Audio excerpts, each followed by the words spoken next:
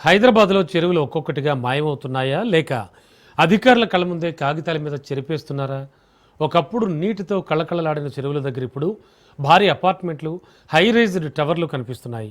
చెరువు హద్దులు కరిగిపోతుంటే ఫైళ్లలో మాత్రం మ్యాప్లు మారిపోతున్నాయన్న ఆరోపణలు ఇప్పుడు సంచలనంగా మారుతున్నాయి. బౌరంపేట రామ్జీకుంట వ్యవహారం ఇప్పుడు ఇలాంటి అనుమానాలకే కేంద్ర బిందువైంది.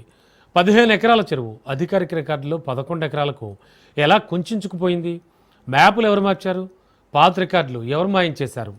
ఎవరి ఆశీర్వాదంతో చెరువు బఫర్ జోన్లలో భారీ నిర్మాణాలు జరుగుతున్నాయి? ఇంకా ఆశ్చర్యకరమైన విషయం ఏంటంటే ఈ వ్యవహారంపై ప్రశ్నిస్తే అధికారులు ఫోన్లు ఎత్తడం లేదు.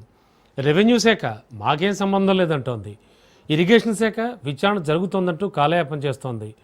చెరువుల్ని కాపాడుతామని చెప్పే హైడ్రా మాత్రం సైలెంట్ మోడ్లోకి వెళ్ళిందన్న విమర్శలు వినబడుతున్నాయి. ఇది కేవలం ఓ చెరువు కథ కాదు, హైదరాబాద్ భవిష్యత్తుకు సంబంధించిన బిగ్ వార్నింగ్ అంటున్నారు స్థానికులు. మరి రామ్జీకుంట వెనక అసలు కథ ఏంటి? ఈ అక్రమాల వెనక ఉన్న బిగ్ హ్యాండ్స్ ఎవరు?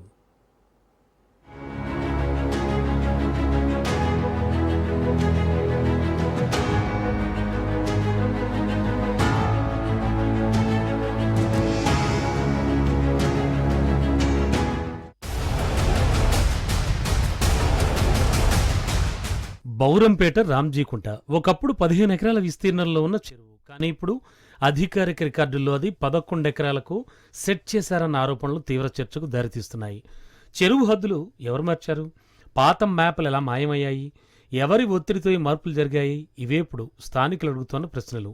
ఇంకా షాకింగ్ విషయం ఏంటంటే చెరువు పరిధిలోనే భారీ హైరైజ్ నిర్మాణాలు కొనసాగుతున్నాయన్న ఆరోపణలు వినబడుతున్నాయి. చెరువులకు సంబంధించిన FTL, బఫర్ జోన్ రికార్డులు ఉన్నప్పటికీ నిర్మాణాలు ఎలా అనుమతించారు అనే దానిపై స్పష్టత లేదు.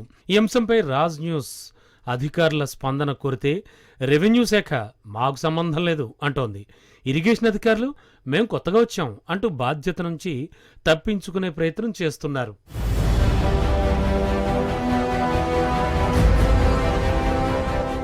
రామ్జీకుంట వ్యవహారంపై వరుస కథనాలు వెలువడుతున్న అధికారుల సమాధానాలు మాత్రం పొంతన లేకుండా ఉన్నాయన్న విమర్శలు వినబడుతున్నాయి. ఇరిగేషన్ శాఖ DEE విచారణ జరుగుతోంది, పూర్తి వివరాలు తర్వాత చెప్దాం అంటూ దాటవేస్తున్నారని స్థానికులు ఆరోపిస్తున్నారు. మరోవైపు చెరువులను రక్షిస్తామని చెబుతోన్న హైడ్రా ఈ వ్యవహారంలో మౌనం పాటించడం మరిన్ని అనుమానాలకు తావిస్తోంది. పరిశీలిస్తాం అనే మాట తప్ప ఇప్పటివరకు ఎలాంటి యాక్షన్ కనిపించలేదన్న విమర్శలు వినబడుతున్నాయి. దీంతో రాజకీయ ఒత్తిళ్లున్నాయా, బడా కంపెనీల ప్రభావం పనిచేస్తోందా అనే అనుమానాలు వ్యక్తమవుతున్నాయి. 2017 నుంచే ఫిర్యాదులు ఉన్నప్పటికీ ఇప్పటివరకు పూర్తి స్థాయి సర్వే జరగకపోవడం కూడా చర్చనీయాంశమవుతోంది.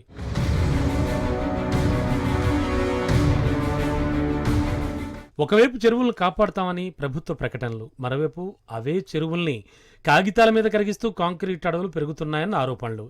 బఫర్ జోన్లను బుల్డోజ్ చేస్తూ కోట్ల రూపాయల ప్రాజెక్టులు నిర్మిస్తున్నారంటున్నారు స్థానికులు. చెరువులు పూర్తి చేస్తే భారీ వర్షాల సమయంలో నీళ్లు ఎటు వెళ్తాయి? ఆ వరద ముప్పునకు బాధ్యత ఎవరు తీసుకుంటారు? ప్లాట్లు కొన్న సామాన్యుల భవిష్యత్ ఏమవుతుంది? వాల్డా చట్టాన్ని ఉల్లంఘించిన వారిపై చర్యలుంటాయా, లేక ఈ వ్యవహారం కూడా ఫైళ్ల కిందే పూడ్చిపెడతారా? ఇప్పుడు స్థానికులు, పర్యావరణవేత్తలు డిమాండ్ చేస్తోంది ఒక్కటే, బౌరంపేట రామ్జీకుంట వ్యవహారంపై సమగ్ర విచారణ జరిపి అక్రమాలకు పాల్పడిన వారిపై కఠిన చర్యలు తీసుకోవాలని. చెరువులను కాపాడాల్సిన వ్యవస్థలే మౌనం పాటిస్తే రేపటి హైదరాబాద్ పరిస్థితి ఏమిటన్న ఆందోళన వ్యక్తమవుతోంది. అక్రమాలకు అండగా నిలిచిన వాళ్ళెవ్వరైనా వారిపై క్రిమినల్ చర్యలు తీసుకోవాలని స్థానికులు డిమాండ్ చేస్తున్నారు. లేకపోతే హైదరాబాద్లో చెరువులు మాత్రమే కాదు, ప్రజల భవిష్యత్తే కాగితాల మీద మాయమవుతుందని హెచ్చరిస్తున్నారు.